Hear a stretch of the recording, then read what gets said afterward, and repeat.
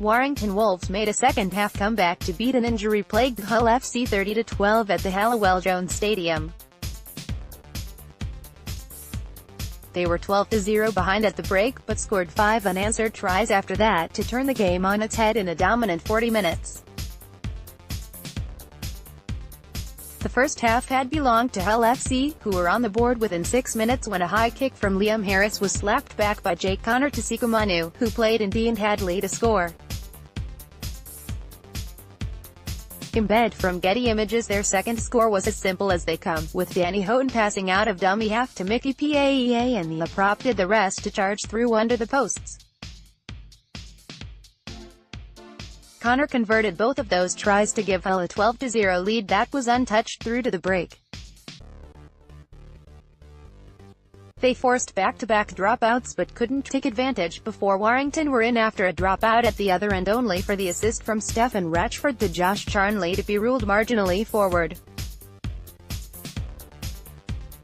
Hakeem Meludi came close to scoring one of the season's most unusual tries, as a number of kicks from halfway saw him to the line in improvised fashion, but Jamie Shaw was found to be offside from one of those kicks and the try was chalked off.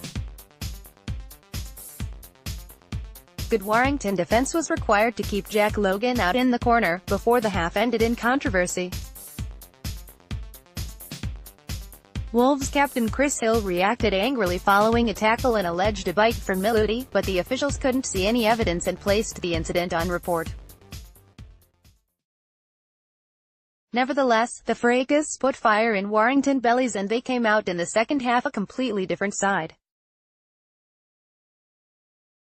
Embed from Getty Images Harvey Livett was their standout player and he got them on the board within 6 minutes of the restart, forcing his way past Dean Hadley off the back of a dropout. The Wire then drew level through Kevin Brown, who did well to round Hadley and spin past 2 further defenders to make it to the line. They claimed the lead for the first time in the match just short of the hour mark, and it came through a typical charge from Ben Murdoch-Masila, who couldn't be halted from a few meters out. The next try came from the informed Josh Charnley, who scored his 10th try in 6 matches by finishing a swift Wolves move across to his right wing.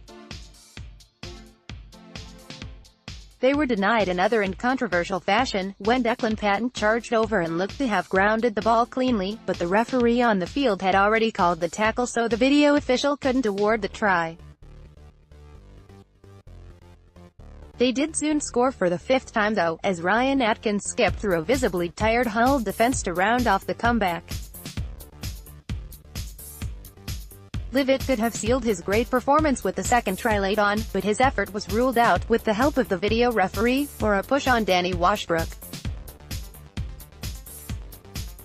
What we've learned: a real game of two halves. It's an excruciating cliche, but this was truly a game of two halves, with Hull FC showing all the endeavour in the first half against what Steve Price described as a horrendous Warrington.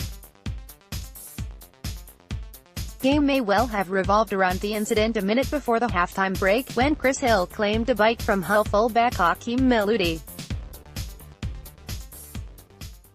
That put passion in their bellies and they kept a hold of that in the second half.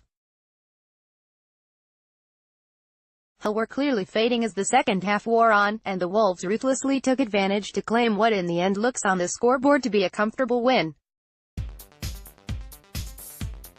Depleted Hull can't hold on. Hull FC came into the game with the majority of their backline unavailable, but despite that adversity they put everything into the first half and deservedly held the lead.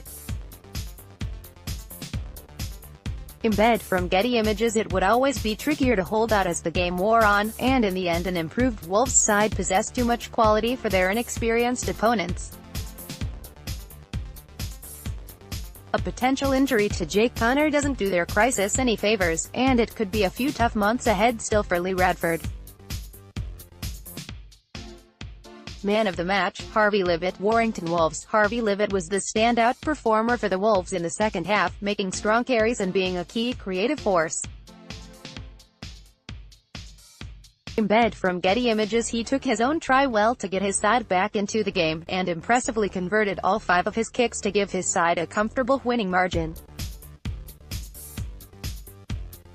The result: Warrington Wolves 30 tries, Livet, K. Brown, Murdoch Masilla, Charnley, Atkins goals, Livet, 5, drop goals, N.A. Hull FC 12 tries, Hadley, PAEA goals, Connor, 2, drop goals, N.A. squads: Warrington, Rajford, Lineham, M. Brown, Atkins, Charnley, K. Brown, Roberts, Hill, Clark, Murdoch Masilla, Livet, Hughes, Westwood. Interchanges: Patton, Philbin, G. King, Pomeroy. Hull FC, Shaw, Miludi, Scott, Hadley, Logan, Connor, Harris, PAEA, Houghton, Green, Manu, Meany Kiello, Westerman. Interchanges: Washbrook, Fash, Lane, Matango. Referee: Gareth Ewer.